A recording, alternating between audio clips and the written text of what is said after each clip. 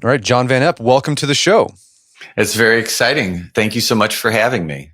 So you are a counselor, and you've written a book called How to Avoid Falling in Love with a Jerk, a foolproof way to follow your heart without losing your mind. So this book, How to Avoid Falling in Love with a Jerk, it's based on a marriage program or a premarital program you developed called PIC. What is PIC, and what issues are you trying to address in this program?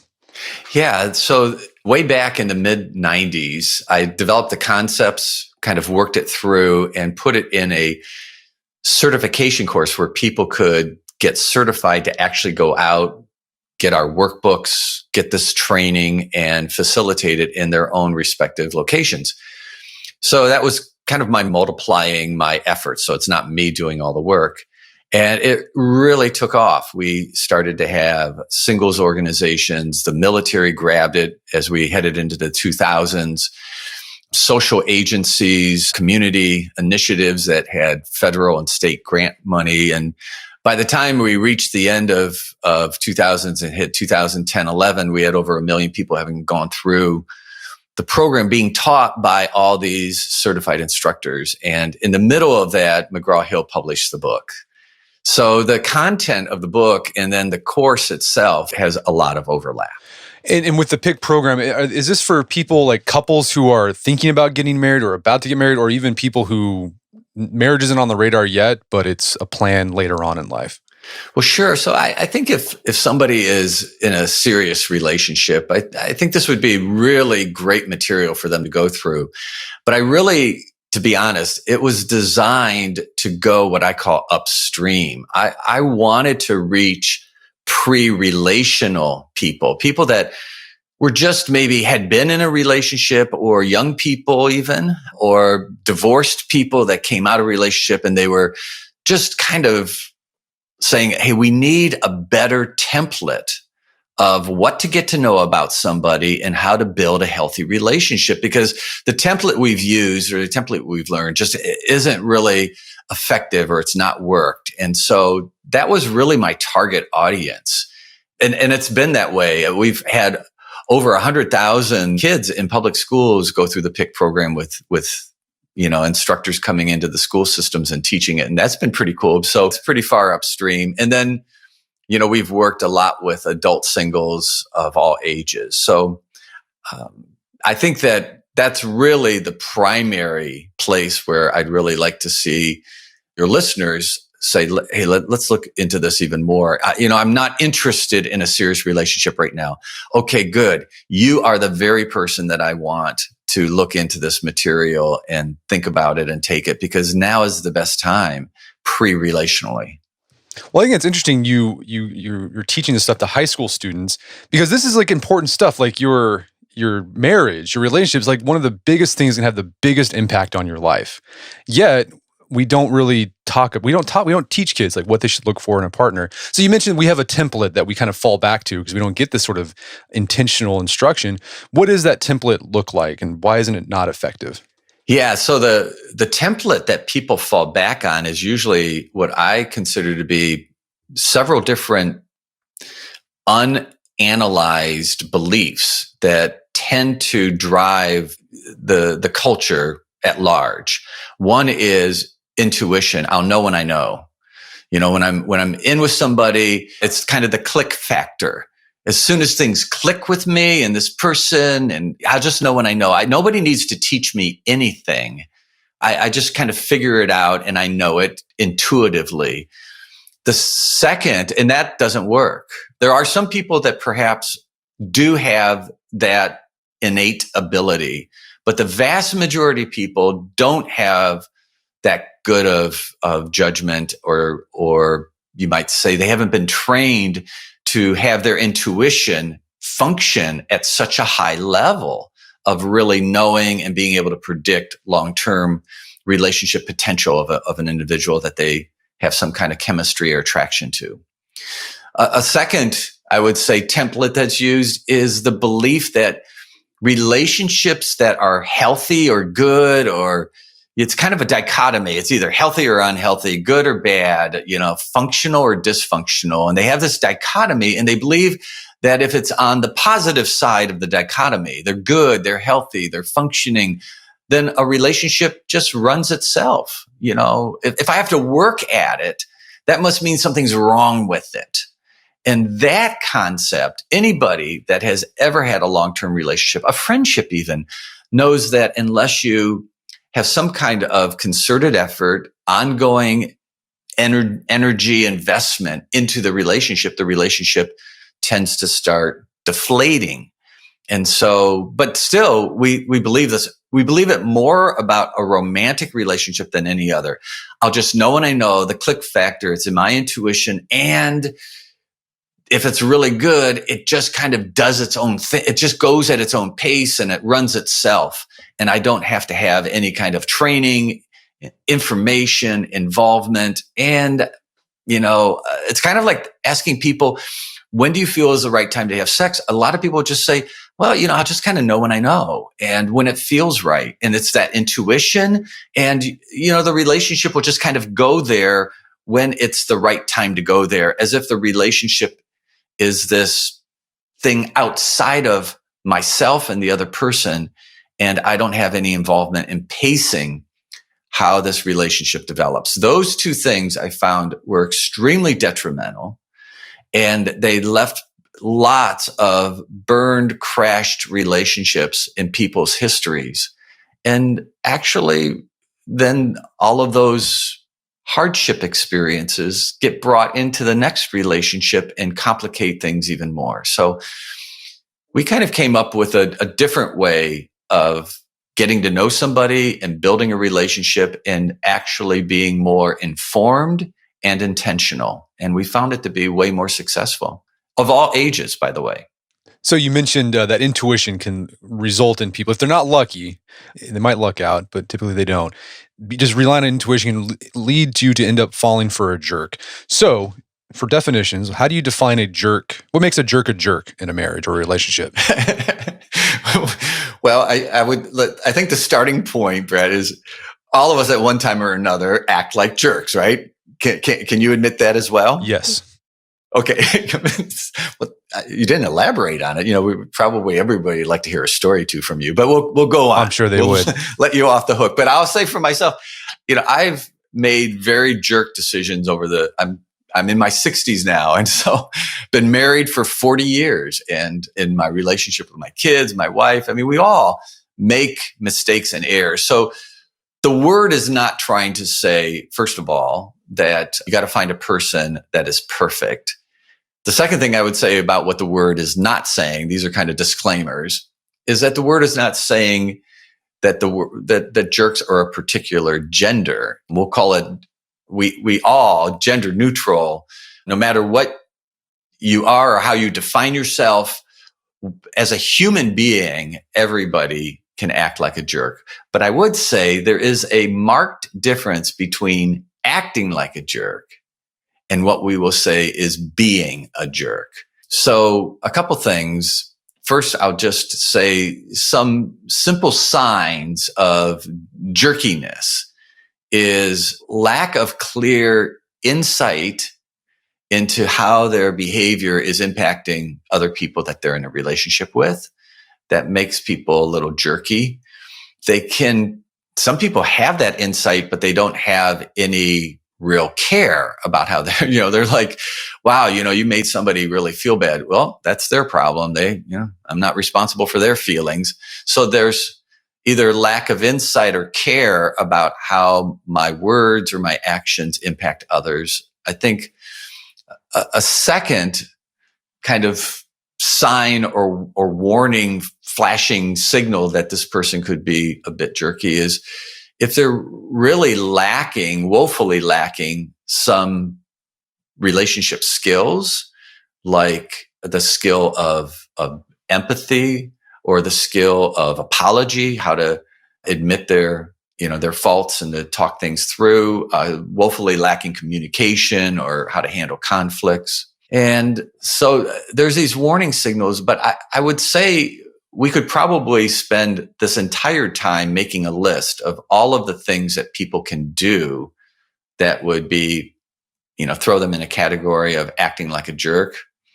But the bottom line of being a jerk is they have a persistent resistance to addressing and actually changing whatever gets put on the table is bothering others. So, in other words, when you're in a relationship with somebody, one of the key areas to kind of look for, it's more, I call it a global characteristic of a person, is do they have the change factor? Do they have the ability to have insight into themselves, see something that kind of keeps repeating as a pattern and bothering you? And when it gets put on the table and you talk about it, they actually take it to heart, they take responsibility, and they do something to make a change. That sounds simple, but there are a lot of people in relationships that are unwilling to address issues that a person's put on the table, or maybe multiple people put on the table, that, hey, this is something about you that offends others, bothers others. I really like to try to change this. Well, and they have a defense resistance to that. So I would just start with a very kind of simple definition of the difference between acting like a jerk versus being a jerk is whether a person has the change factor. They have a willingness to be open and receptive to something about themselves that needs to be addressed and changed, and they put in some concerted effort to do it. Well, and the problem you highlight in the book is that people don't typically realize they're in a relationship with a jerk, someone who's, has jerkiness qualities, till months in, a year in, and by then they're so entwined in the relationship that it's like hard to get out. And you're like, man, how did I get into this? Like, how did I miss this when I was first started dating this person?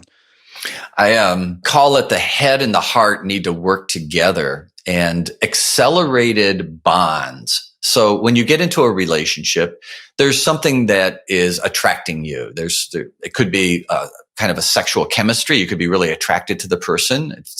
If it's got some romantic aspect to it, then you would expect that there's some kind of attraction, and hopefully it's mutual attraction.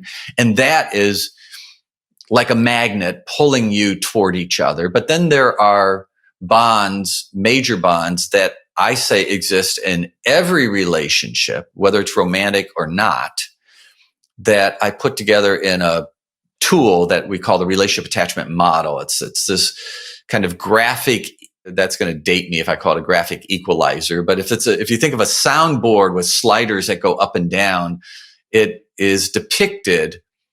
These bonds that occur in all of our relationships are depicted as a slider, and they can have a very low level and they can move up to a very high level.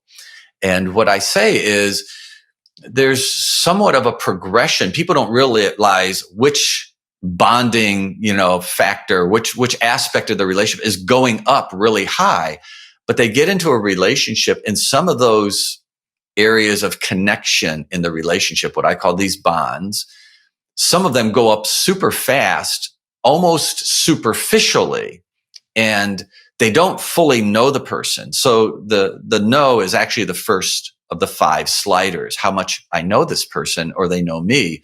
And that might be actually very low, but their trust or their reliance or even their touch in terms of just attraction and so forth, or even getting involved sexually, those things can go up super fast, create premature feelings of bond and closeness. Why are they premature? Well, they're premature because my bond is greater than what I truly know about this person. So I don't know if they're a jerk or not a jerk. I don't know what the patterns are of how this person's going to act. I know how they've treated me. I know what we've experienced together in the 6 weeks we've been seeing each other. And now we're sleeping together, and I'm kind of like dropped my friends and I'm spending the bulk of my time. So another slider in this model I developed is called rely, how much I depend on this person, or how much I've kind of put into a sense of them depending on me or me depending on them, how we're meeting each other's needs. So a lot of my needs are now all getting funneled into this relationship with this person of 6 weeks. And if you go to my trust, which is another level, that is like all the way up because everything's been good so far. For 6 weeks, everything's been good. But my know is locked into actually time. And you can't get to know the patterns of a person until there's been enough time for certain things to surface. And then a pattern by definition is something that keeps repeating. So there has to be additional time beyond its surfacing for something to actually repeat. Well, 6 weeks a lot of times is not enough time for even somebody in a relationship to get mad at you. So you don't even know how they're going to treat you if they're mad at you. So here you are sleeping with them, channeling a lot of your needs and the reliance, and your belief in them, your trust belief is way up, and that yet your no is really low. And that is the norm for how many, many people today are building relationships. And it really is a recipe. It's a potential recipe for catastrophe, because as your no goes up a little more and you're around the corner of what we call the 90-day probation period, right when things are really starting to surface that didn't surface in the beginning, and maybe some things are starting to repeat. So you're starting to see a few patterns. All of a sudden you hit this 3-month mark, this 90-day, and all of a sudden you'd be like, I thought I knew this person, but I'm really wondering, do I really know them? And people are shocked as if they thought they fully knew them, but their knowing wasn't high on that level. It was their trust. It was their rely and dependence and meeting each other's needs. And it was their touch was super high. So I can explain that model a little more in kind of a more organized way, but just answering your question, why do people get involved, all of a sudden realize, I thought I knew this person, they seemed great, but now they look like a jerk? It's because our definition of a jerk was they're not acting like a jerk 24/7. It's that there is a repeating pattern that doesn't surface typically in the beginning of a relationship, but over time begins to surface, and when addressed, does not change and starts to have major defenses on it changing. So accelerated relationships are the norm. They've been the norm for a long, long time. You know, I was growing up in the 70s, and accelerated relationships were happening when I was in high school back in the 70s. And so all over those decades ever since, accelerated relationships have just become more and more the norm. But I think that they are a very unwise way and a very risky way that we do relationships. And we need to talk about guys for a minute. So I'll let you keep asking questions, but I do want to kind of speak directly to guys as stepping up, being pacemakers of relationships, rather than saying guys will just do whatever women let them do. Well, yeah. So, I mean, let's talk about, sort of summarize this relationship attachment model, because I thought it was a very useful tool for people. So the idea is there's these 5 sliders, which you call bonding areas. And the first one is no. Then you said trust, rely, commit, and touch.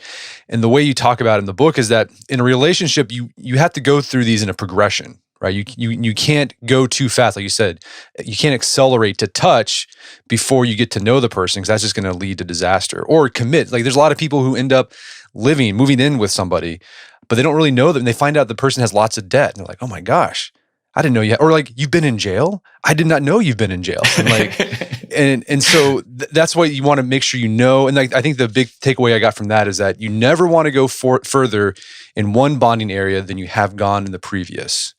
So like, you never want to go, if you're still in the no period of a relationship, you don't want to overcommit or over rely or over trust before you get to know that person better.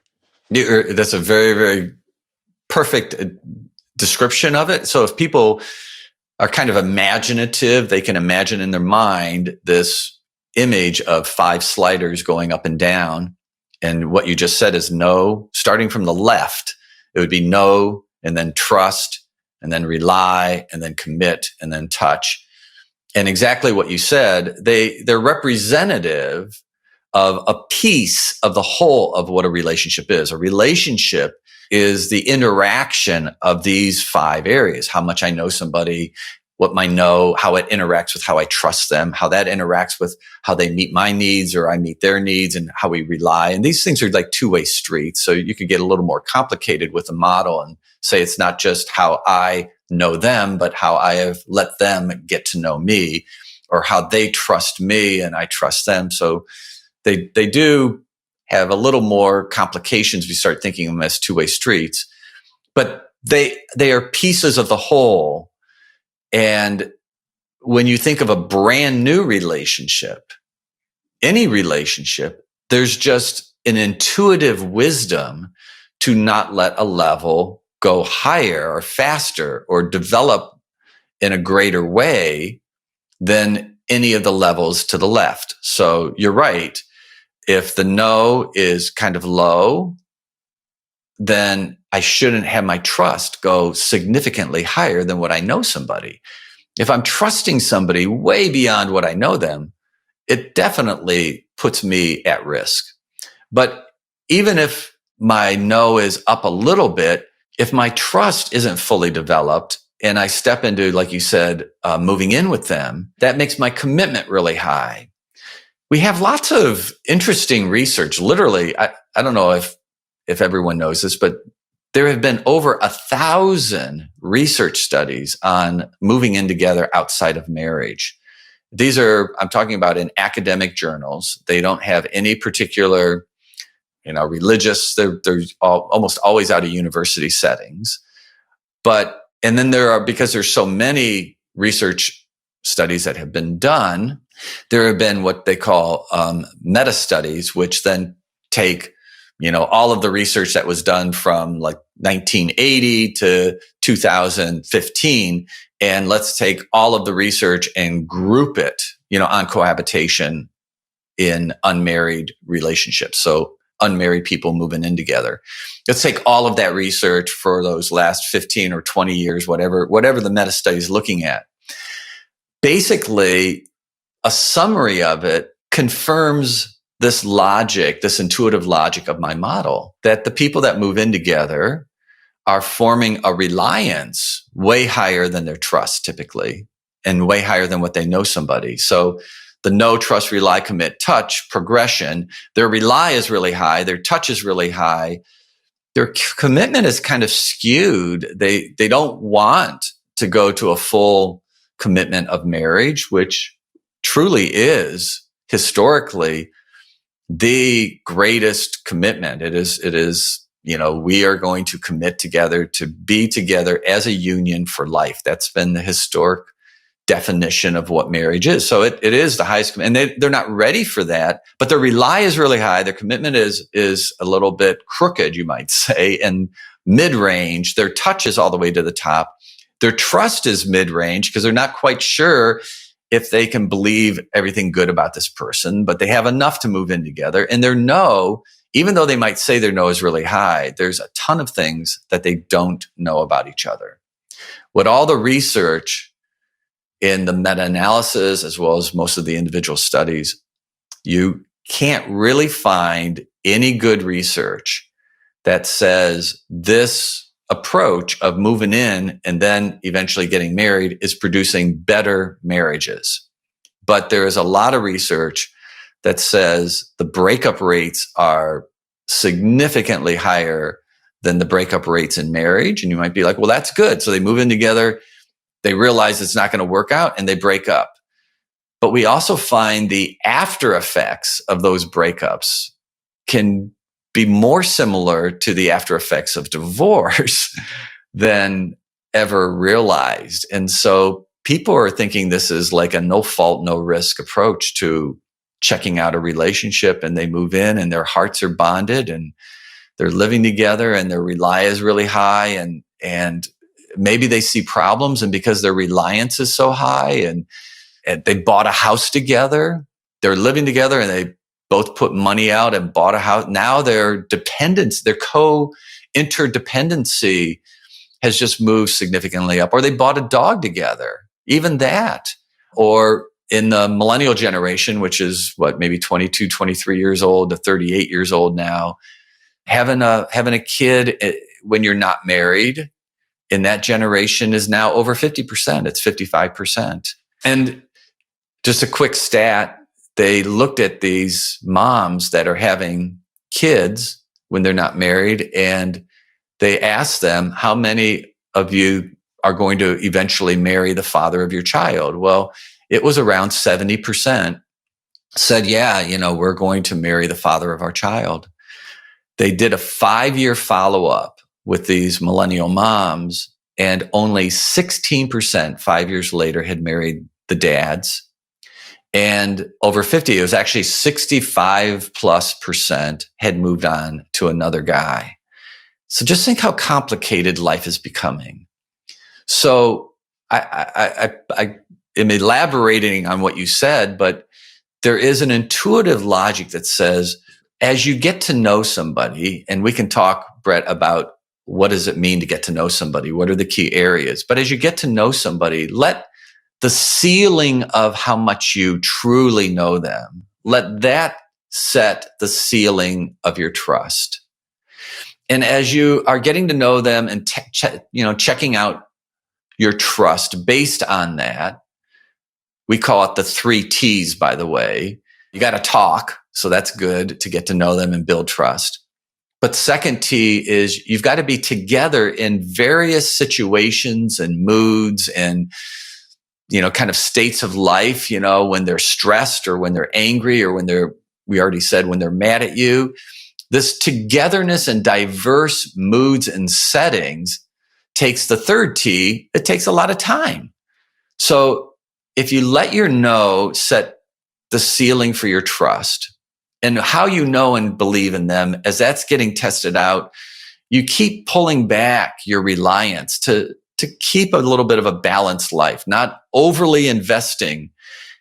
The same with your commitment. And if you pace it that way, and then you do everything you can to hold your physical involvement with them in check. I know everybody's like, man, just you gotta jump in the sack and check things out right away. But all research, from biological to psychological and social, finds that jumping in the sack with somebody, even in a hookup, creates chemicals in the brain that prompt a sense of connection and bond. And so we're creating bonds that don't match the other kind of areas of the relationship. And this skewed kind of like sense of I'm bonded to them. I can't stop thinking about them. I'm spending my time with them.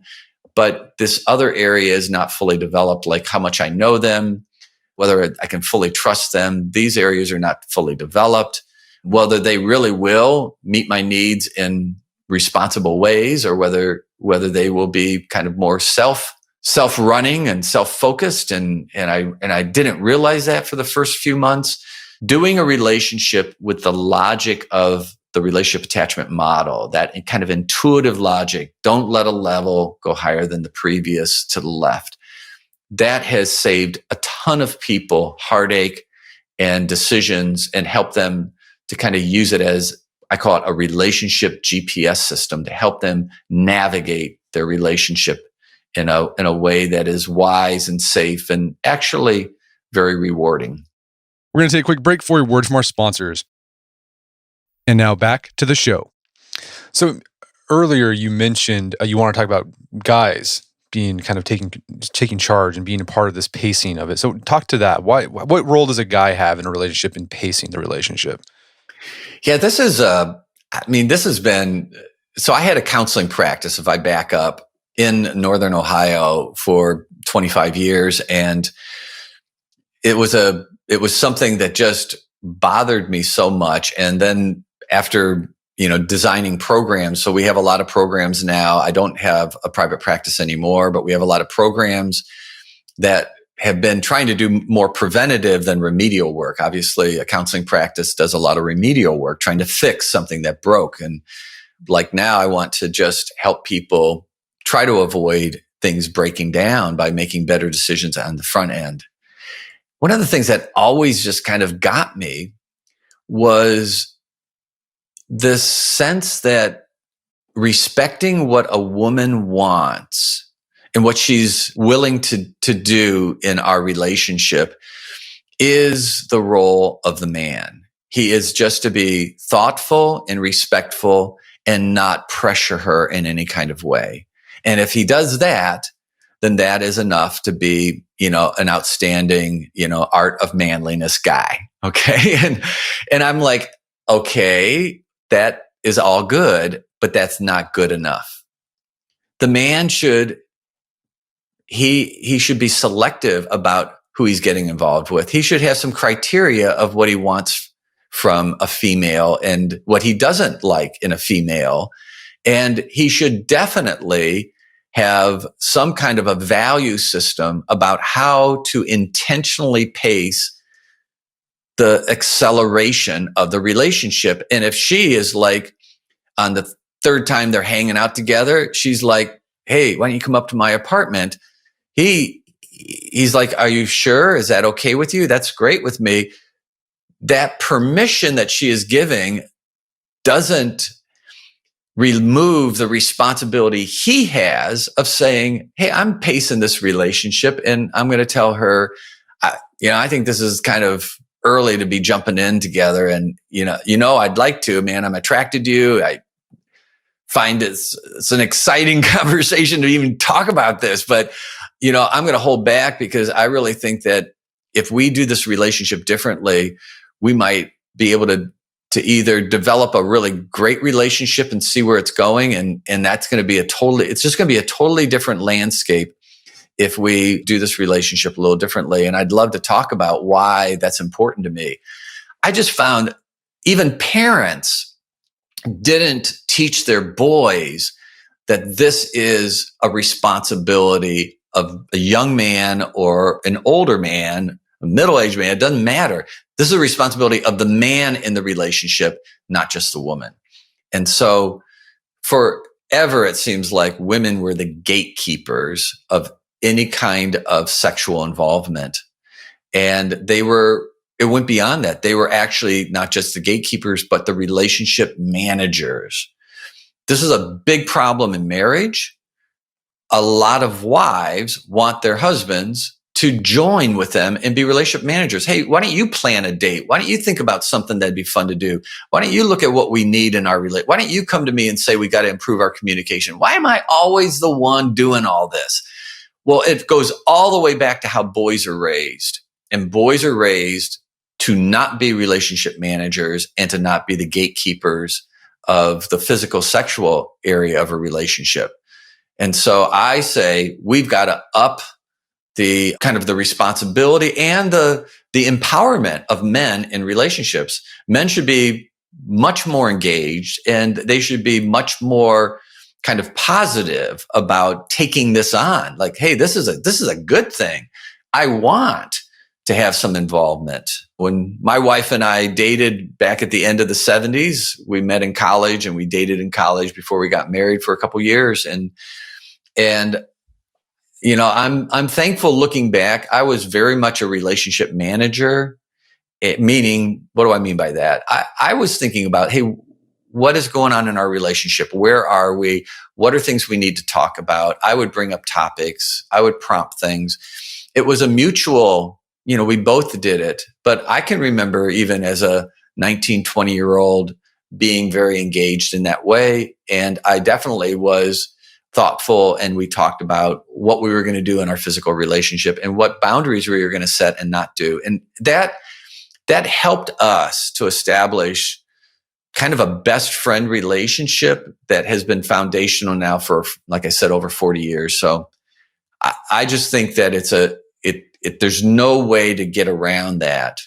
And if we help men develop that sense of role in relationships, it empowers men and gives them way more sense of thoughtfulness and involvement than I think a lot of times they've had in the past. And women will appreciate it too. I think so. And what I would say, if a guy's doing this well, so we're not talking about control freaks. So just to put a couple of disclaimers out there. We're not talking about control freaks. We're not talking about interrogation. We're not talking about authoritarian approaches. None of those things I'm talking about. I'm talking about just upping their involvement and being thoughtful about the relationship and actually engaging in the relationship on a regular basis from the very beginning all the way on into long-term committed relationships. And absolutely, the partner will be very, very appreciative of it. And if not, then that guy ought to really step back and think about, what does this say about this partner that doesn't like me getting involved and taking some charge of this whole arena of, what we do together, what we talk about, and what our physical relationship is like. Why is she like this? What does that mean about her? Because I would say that's a red flag. So yeah, that idea that, happy wife, happy life, that's not good. It's probably going to lead to a lot of heartache and just not having a good time. Happy wife. Well, if that is interpreted to be happy wife, happy life, so all that means is I can be totally passive. If that's the interpretation, then I agree that that's not good. But if happy wife means, hey, if I engage, if I'm involved, if I'm helping to pace the relationship, if I'm managing it in a mutual way, if I'm thinking about what she needs as well as what I need, and we're putting those things on the table, and I'm an initiator, not just a responder. And if I am doing those things, I would say you're going to have a much happier wife and a happier life as well, because those are the things. If you read all the books, they'll all be saying the same thing. Guys need to step into that kind of involvement. And I'm just putting it upstream at the very beginning of a relationship. Guys need to be stepping in, and they need to be told, this is a good thing for you to do. So let's talk about kind of delve deep into the no factor, because in the book you spend a lot of time in this no area of bonding, because I think it's hard in the dating arena today. Oftentimes people are dating complete strangers. Like they meet at college. They're from, their potential partners from Detroit. They're from California. It used to be like way back in the 19th century, like you grew up in the same hometown. Families knew each other, generations, like you knew the person. Not so anymore. So what does it mean to know somebody in a relationship? Yeah, you're so right. I came across this book written right on the edge of the 1950s. So it was kind of coming out of the 40s, which was, if you think back to history, that's, World War II, and we came out of the Depression and all those things. And it was also the era where we had not quite yet stepped into the 1950s of suburbs, right? People lived in the cities. And anyway, it was by Burgess, the leading sociologist of that time period. And it was a book called, I think, Love, Marriage, and Courtship. It was a great little book I found. And I came across this study that in the 70 percentile, I don't remember exactly if it was 73 or 74%, but of the people in a study in the city of Philadelphia, people that got married somebody that they had lived within 6 blocks of. So 70, we'll say that we'll up it to 75%. So 3 out of 4 people were marrying somebody that was in their neighborhood.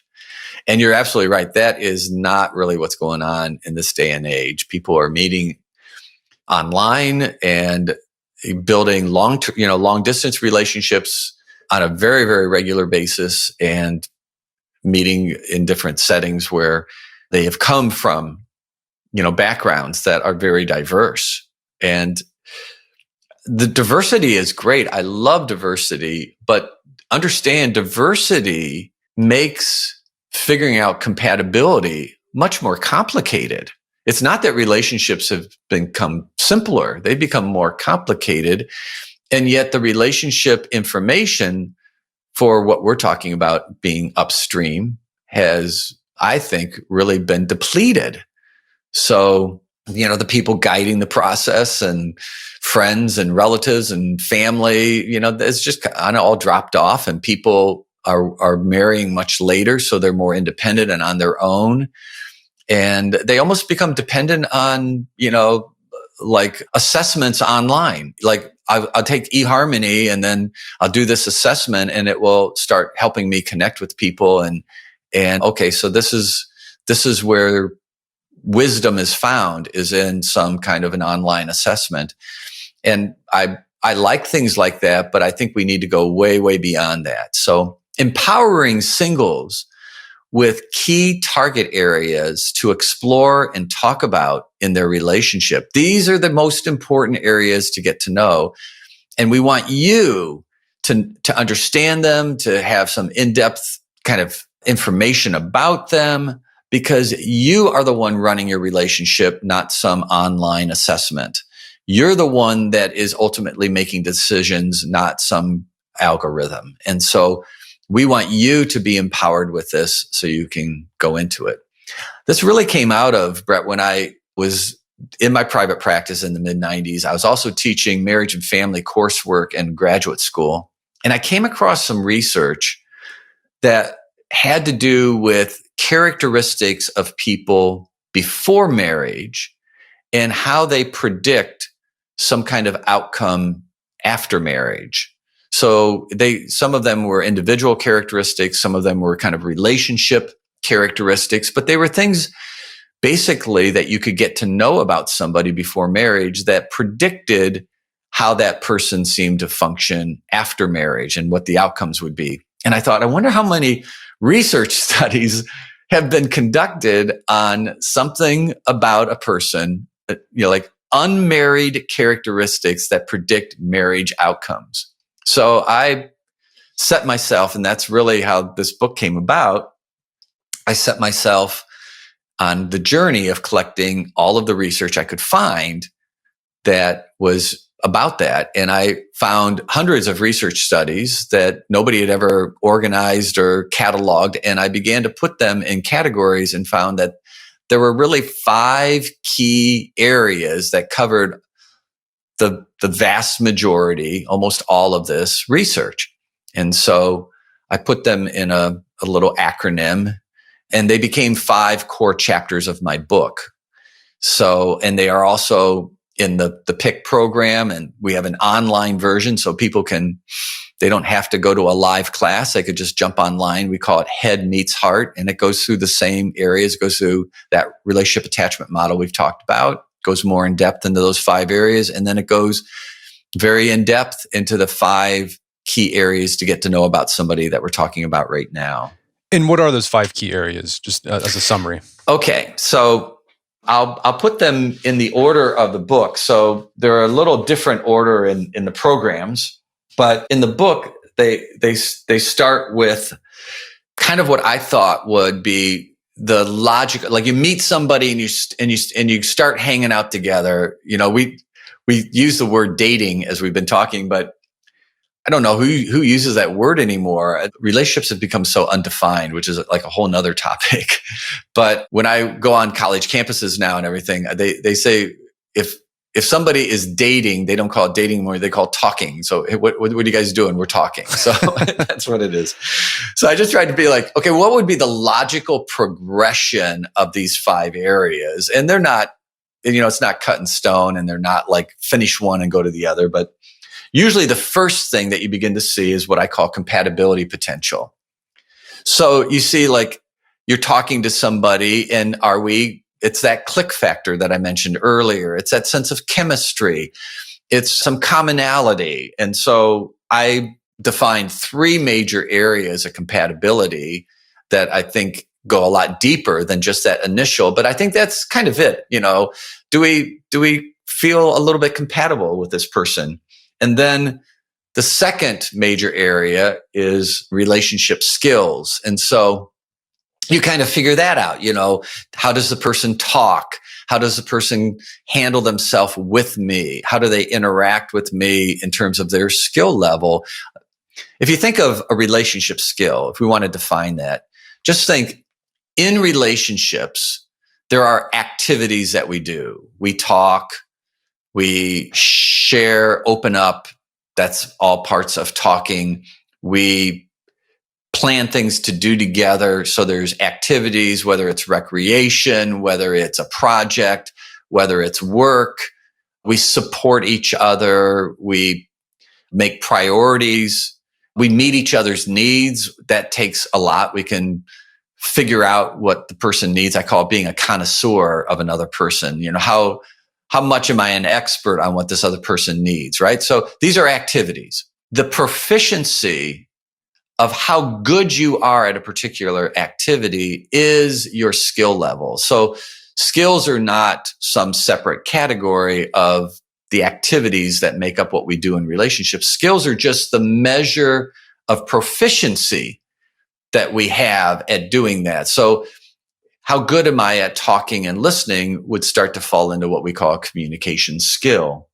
So obviously, you start hanging with somebody, you not only initially see this first category that I said of how are we clicking, what's our compatibility, what's our chemistry, but then you also are doing activities together and you start to see how good they are at these particular activities.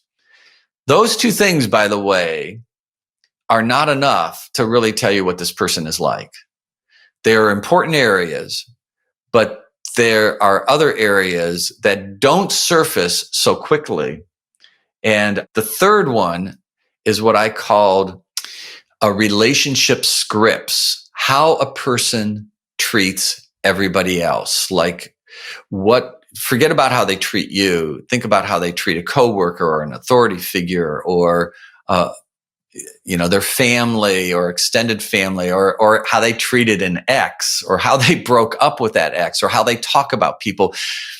A lot of times how they're treating me doesn't really match how they treat some other significant people in their life, even maybe a stranger or somebody that is, a waiter or waitress, a service person. Sometimes how they treat these other people in other arenas is starkly different than how they treat me, but I like how they treat me, but, so that's their business. But a lot of times those scripts over time start to get turned into the relationship and they start surfacing in the relationship. So they're not a good friend. They don't pay a lot of attention to a person that they're quote friends with, or maybe certain family members. They kind of tune them out. They don't look very conscientious toward those people. And they never pursue, shouldn't you call your brother or whatever, or your friend, your friend always reaches out to you, but you never really reach out to them. And you see this kind of passivity in how they treat others, but that they're so involved with me and they're constantly with me and they're constantly talking to me. And we've been together now 2.5 months and man, I don't even pay attention to their relationship scripts with others.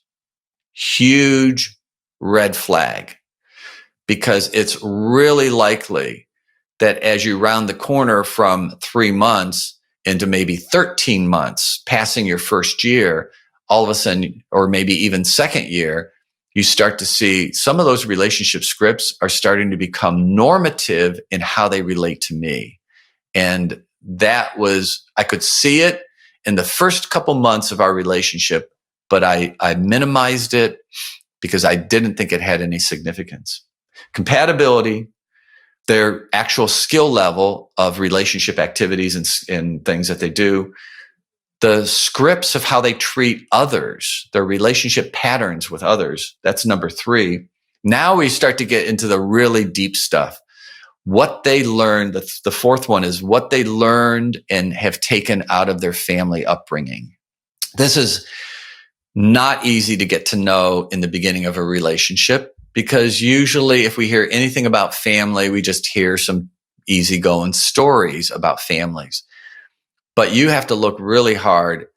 Family upbringing, whether it was adopted family, biological parent family, a single parent family, whether it was an institutional, a foster family, or they group home, whatever, everybody grew up, and during those, 18 years, whatever period of time you want to say, they were growing up, they were experiencing and internalizing things from those family dynamics, from how the family related, how they were treated, and they become some of the strongest predictors of what they're going to then take out and, reestablish in the families they establish or the relationships that they establish in their adulthood.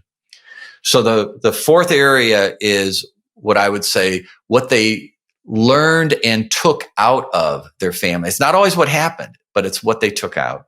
And the final one, which is extremely important, and I haven't found anybody to talk about it but me, and that's the conscience.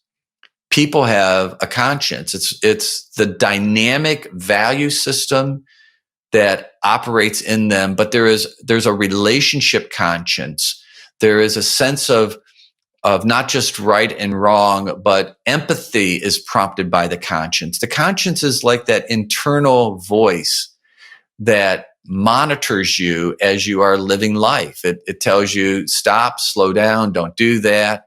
If I'll just mention a show, a lot of people when Seinfeld was on, and now they watch all the reruns, but going to some of the writer, not just Jerry Seinfeld, but then Larry David and then the Larry David show. Well, if you want to see someone that depicts what good old Sigmund Freud called a Swiss cheese conscience, I think Larry David is like the perfect example, where sometimes he's super conscientious and then other times he's like so in your space. He's so inappropriate with somebody, but we all laugh at it. But, if you like the show, if you don't like the show, please don't be offended. But, there's a lot of humor there, but he is showing kind of that conscience that some things stick, some things just go right through. And he seems so uninsightful, unempathetic, and so forth.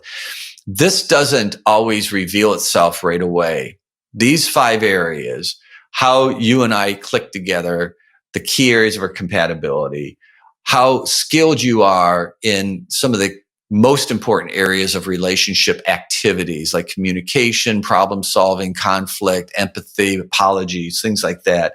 The third is how do you treat other people? Because that's such a strong predictor of how you act in relationships in general, and it's probably going to come into our relationship. And then let's get deeper into our family stuff. What did you take out of your family? And then finally, deep inside of you, what is the maturity and the functioning of that conscience that is such a strong influence on how you live your life and then how you're going to ultimately relate to me in a relationship. And this, like you said, it takes talking, it takes being together, and it takes time, a lot of time, a lot more time than you think it's going to take.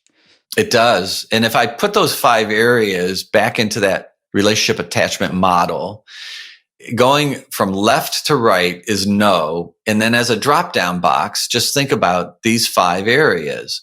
What am I getting to know about compatibility? What am I getting to know about skills? What am I getting to know about their relationship scripts? What am I getting to know on a deeper level about their family and what they took out of it and how those experiences have shaped them? And what am I getting to ultimately know about their character and conscience and this inner side?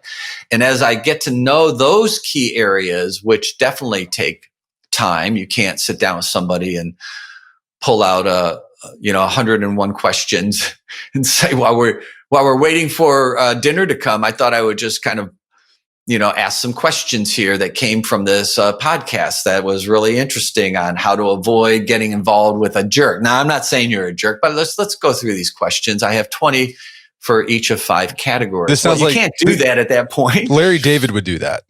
Larry David would do that, of course. But if you know these areas, and in my book, I do have about 20, 25 questions for each of these 5 areas. So over 100 questions. If you know the target areas and the questions, then as time goes on and it feels comfortable, these things can just become part of the fabric of how you're talking together. And as your no slowly goes up, it tells you how you can trust and believe in them. And it tells you how much you can look to them and depend on them. And these 3 actually all interact, how they meet my needs, how I trust them, how they come through for me, what they share, what we talk about. And as they interact, they inform how invested I should become in my commitment and where I should set some boundaries in our physical relationship, the touch.